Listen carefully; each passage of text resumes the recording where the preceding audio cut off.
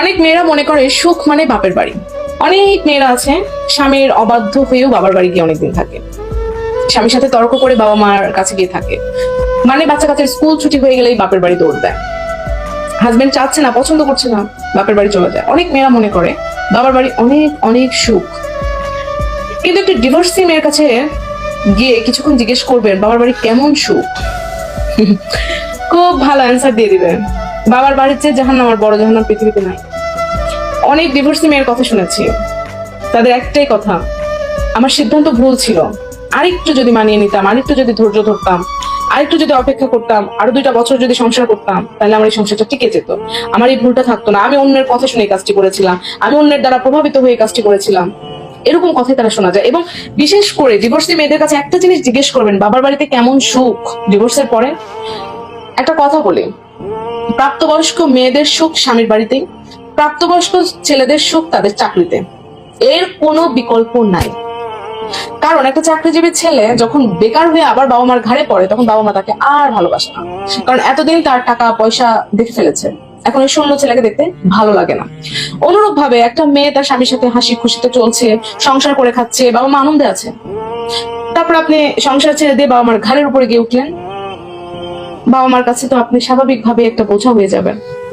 তারপর আপনাকে তারা আর ওই চোখে দেখে না। আপনি বাবা মার ঘরে যখন কিশোরী হিসেবে ছিলেন, তখন ছিলেন আপনি তাদের মেয়ে, কিন্তু আপনি তাদের ছেড়ে গিয়ে একটা সংসার করেছেন, আপনার সংসারটি আপনি রাখতে পারেননি, বাবা মার ঘাড়ে ফেরত এসেছেন, তখন আপনি কিন্তু তাদের কাছে বোঝা। এই জন্য আমি মেয়েদেরকে একটা কথাই বলবো, আপনারা স্বামীর ঘর ছেড়ে যান, সমস্যা নেই, আমার কি, আপনি যাবেন, আমার কোনো সমস্যা, কিন্তু তারপর এতগুলো কথা কেন বলছি, আপনি যাওয়ার আগে ভাবেন। একটা কথা আছে না, ভাবিয়া করিও কাজ, করিয়া ভাবিও না। আপনি কারোর পর কথা শুনে স্বামীকে ছেড়ে দিলেন, ডিভোর্স দিয়ে চলে গেলেন, আপনি আপনার সংসার থেকে চলে গেলেন বাবা মার ঘাড়ে। বাবা মা ভাই বোনরা ডিভোর্স হওয়ার পরে যখন আপনাকে খোঁটা দিবে, আপনি জীবনেও সহ্য করতে পারবেন না ভাই, এটা হয় না। আপনার তখন কলেজা ছিঁড়ে যাবে, তখন মনে হবে আরে স্বামী যাই করতো, দিন শেষে খাবার তো এনে দিত। আর আপনার বাবার বাড়ি তখন আপনাকে নিজেকে মেহমান মনে হবে, তখন তারা কথা বলার পরে যতই আপনার খাবার সামনে দেখি, খাবারটার গলা দিয়ে নামে না ভাই। এই জন্য আমি মেয়েদেরকে বারবার বলবো, আপনারা ধৈর্যশীল হন। আপনারা ডিভোর্সের ব্যাপারে অন্তত কারোর সাথে আপনার বিবেককে কাজে লাগান, কি আপনাকে কোন বুদ্ধি দিচ্ছে সেটাকে বোঝার চেষ্টা করেন। এবং একটা কথা খুব ভালো করে মনে রাখেন, জীবন মানেই সব দুঃখের এপিটোপিট। আপনার জীবনে, সাংসারিক জীবনে অনেক কষ্ট আসবে, কিন্তু তার পেছনে সুখ থাকবে।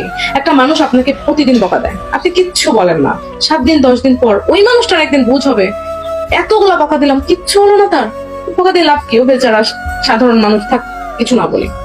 ঠিক অনুরূপ ভাবে আপনি ধৈর্য ধরবেন, ধৈর্য ধরবেন, ধৈর্য ধরবেন, একদিন আল্লাহ পাকের পক্ষ থেকে ওই মানুষটার মধ্যে একটা বোঝ আসবে।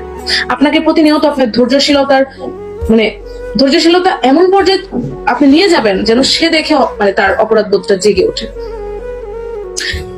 আর অন্যের কথায় পরিচিত হয়ে কখনো নিজের সংসার ছেড়ে বাপের বাড়ি যাবেন না। বাপের বাড়ি তো সুখ না। একটা মেয়ের জন্য বিয়ের আগে বাবার বাড়ি যতটা মধুর, মেয়েদের মাথার মধ্যে ওইটাই কাজ করে যে আমার তো অনেক আদর আপ্যায়ন, আমি তো অনেক কিছু জীবনে দেখছি, আমার বাপ মা আমার জন্য একদম জান প্রাণ উজাড় করে দেয়। বা একটা মেয়ের যখন বিয়ে হয়ে ডিভোর্স হয়ে যায়, ওই মেয়ের জন্য বাপ মা জান প্রাণ উজাড় করে দেয় না। একটা ডিভোর্স মেয়ের সাথে কথা বলে ডিভোর্স দিবেন।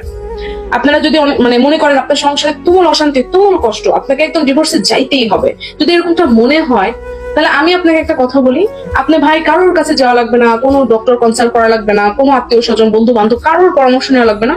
আপনি খুঁজে বের করবেন যে কোনো ডিভোর্সি মেয়ে ডিভোর্সের পরে বাবার বাড়িতে থাকে, তার অভিজ্ঞতাটা জানার চেষ্টা করবেন, তখন সে আপনাকে বুঝাই দিবে আসলে কোনটা আপনি করবেন, কোনটা করবেন।